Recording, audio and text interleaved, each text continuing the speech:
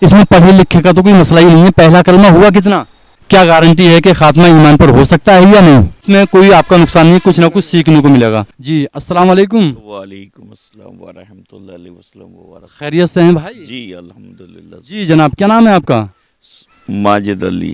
ماجد بھائی. ارے بھائی صاحب ادھر کو آ جاؤ، آپ بھی دونوں آ جاؤ ادھر کو، تھوڑا سا یہاں کو آ جائیں گے مجھے بھی اچھا لگے گا. بس ٹھیک ہے بھائی. جی جناب آپ کا کیا نام ہے؟ طاہر رضا. طاہر رضا. جی آپ کا کیا نام ہے بھائی؟ سراج رضا. سراج رضا. تو حضرت میں آپ سے پوچھنا یہ چاہ رہا ہوں، یہ جو ہم کسی بھی ولی اللہ کے مزار پہ جاتے ہیں تو ہمیں کس طرح سے جا کر سلام کرنا چاہیے؟ دیکھیے سلام تو کچھ تو ادھورا کرتے ہیں حضرت، اور ویسے تو سلام کا جو فرض ہے تو السلام علیکم ورحمۃ اللہ علیہ وسلم مبارک آتے ہو بزرگان دین. اچھا یہ سلام کا. اچھا تو اس طرح سے کرنا چاہیے بھائی. جی. اچھا مجھے کچھ علماؤں نے ایسے بتایا حضرت، اگر میں غلط ہوں تو آپ میری اصلاح کریں، کہ مزار اولیاء پہ جب آپ پہنچیں تو جا کر سلام کریں، السلام علیکم یا ولی اللہ، اس طرح سے بتایا گیا. تو آپ بتائیں یہ غلط ہے یا یہ صحیح ہے؟ یہ دونوں باتیں صحیح ہیں سر. چلیے ماشاء اللہ آپ کی بات مان لیتے ہیں، یہ دونوں باتیں ٹھیک ہیں. تو پھر آپ دیکھو ہمارے بڑے ہیں، آپ کی بات مانتے ہیں ہم. جی ایک چھوٹی سی چیز اور میں آپ سے پوچھ لوں، آپ مجھے یہ بتائیں وہ کون سے، یہ نبیوں سے سوال ہے تھوڑا سا، وہ کون سے نبی علیہ السلام ہیں جنہیں کہ بچپن میں ہی دریا میں ڈال دیا گیا تھا؟ سر یہ تو میں نہیں بتا پاؤں. ایسا سوال ہے. جی آپ بتائیں بھائی. نہیں معلوم. جی نہیں معلوم. چلیے میں بتا دیتا ہوں. دیکھیے وہ نبی علیہ السلام جو ہیں وہ حضرت موسیٰ علیہ السلام ہیں.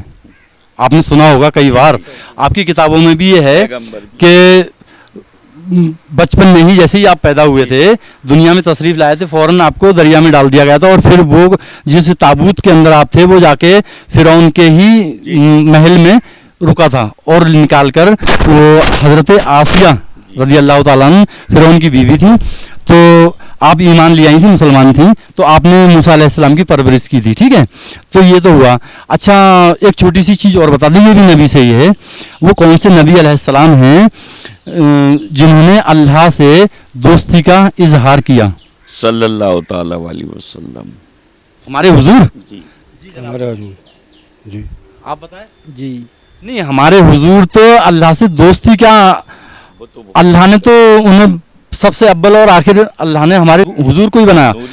آپ سے حضور صلی اللہ علیہ وآلہ وسلم سے پہلے جو نبی حضرت ابراہیم رضی اللہ تعالیٰ عنہ، آپ نے اللہ سے اپنی دوستی کا اظہار کیا. آپ کتاب اٹھا کے دیکھیں تو اس میں معلوم ہو جاتا ہے. چلیے جناب آپ مجھے ایک چھوٹی سی چیز بتا دیں. پوچھوں؟ نہیں پڑھے لکھے جی تو عام چیز ہے. آپ مجھے پہلا کلمہ سنا دیں. جی ہم اتنے پڑھے لکھے نہیں. اس میں پڑھے لکھے کا تو کوئی مسئلہ ہی نہیں ہے. پہلا کلمہ ہوا کتنا؟ اشہد ان لا الہ الا اللہ محمد رسول اللہ. محمد رسول اللہ. تو یہ بڑی چیز تھوڑی ہے. اور دعا کرو کہ ہمارا جب آخری وقت آئے تو ہم کلمہ پڑھتے ہوئے ہی جائیں، تو انشاءاللہ ہماری جو ہے بخشش ہو جائے گی. اور اگر ہمیں کلمہ نصیب نہیں ہوا، چلیے اس چیز پہ ایک بات میں آپ سے کر لیتا ہوں جناب. جیسے کہ اذان ہو رہی ہے، اب اذان کے وقت میں کچھ لوگ ایسے آپ نے دیکھوں گے بات چیت کرتے رہتے ہیں یا موبائل چلاتے رہتے ہیں. ٹھیک ہے، اب ایسے لوگ یا لیڈیز ہو یا جینٹس، اگر اذان کے ٹائم میں یہ لوگ اپنی بات چیت میں مبتلا رہے تو ایسے لوگوں کا کیا گارنٹی ہے کہ خاتمہ ایمان پر ہو سکتا ہے یا نہیں؟ کبھی نہیں ہو سکتا. اذان کو پورا سننا چاہیے.